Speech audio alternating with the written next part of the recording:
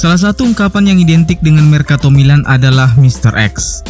Ungkapan tersebut dialamatkan kepada pemain yang tidak pernah diduga sebelumnya kemudian muncul secara tiba-tiba dan menaikkan kontrak dengan Milan di detik-detik terakhir penutupan bursa transfer.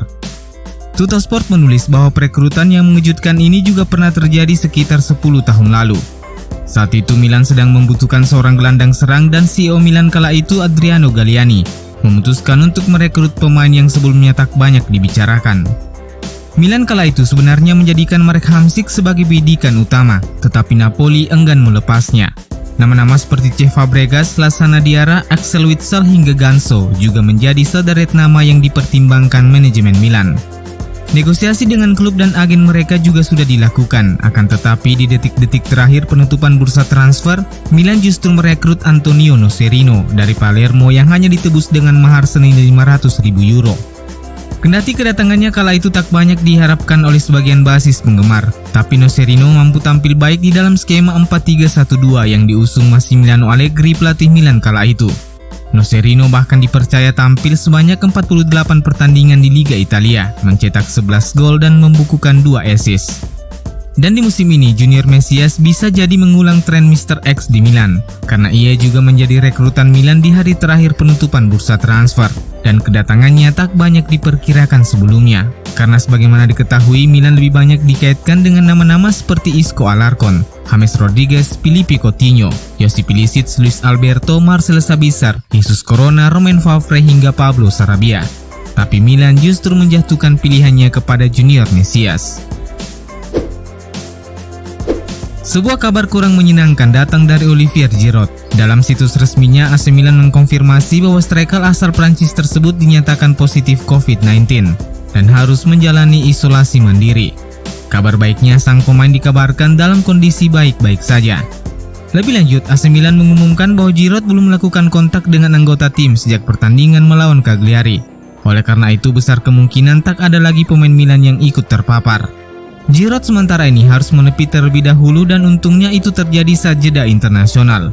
Ia diharapkan pulih secepatnya karena tenaganya sangat dibutuhkan oleh tim karena 3 pertandingan berat sudah menanti Milan di depan mata, yakni melawan Lazio, Liverpool, dan Juventus. 3 laga itu berturut-turut akan dihelat pada tanggal 12, 16, dan 20 September mendatang. Radek Krunic membuat penampilan yang mengejutkan di 2 laga perdana Milan di Liga Italia musim ini. Absennya Frank Kessie karena cedera dan Ismail Benacer yang belum kembali ke bentuk permainannya pasca terpapar COVID-19. Krunic mendapat kepercayaan dari Pioli untuk menggalang lini tengah Milan bersama Sandro Tonali. Krunic memberikan penampilan yang cukup meyakinkan saat Rossoneri memenangkan 2 pertandingan awal di Liga dengan skor agregat 5-1.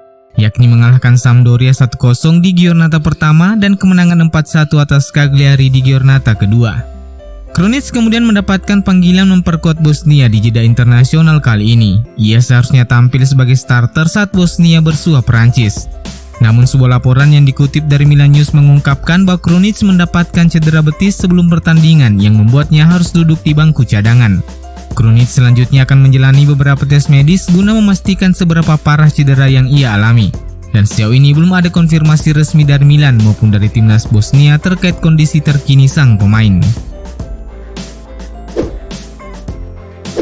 Di balik kabar buruk yang menimpa Olivier Giroud dan Radek Krunic, ada sebuah kabar baik yang menghinggapi kubu Rossoneri. Striker Milan Zlatan Ibrahimovic sudah kembali berlatih bersama pemain lainnya. Pada sesi latihan kemarin, Ibrahimovic nampak sudah berlatih bersama dengan rekan-rekannya yang tidak mendapatkan panggilan membela tim negaranya di jeda internasional kali ini.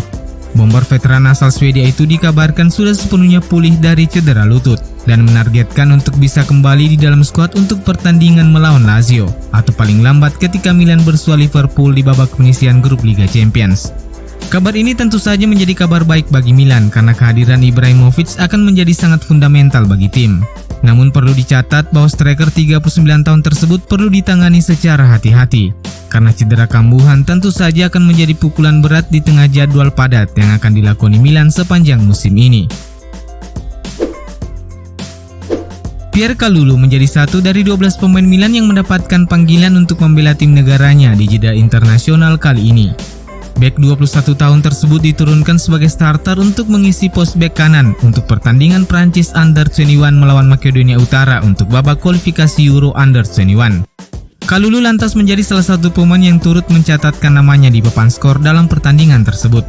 Kalulu mencetak sebuah gol dengan lob indah di menit ke-89, sekaligus mengantarkan Prancis meraih kemenangan 3-0 atas Makedonia Utara.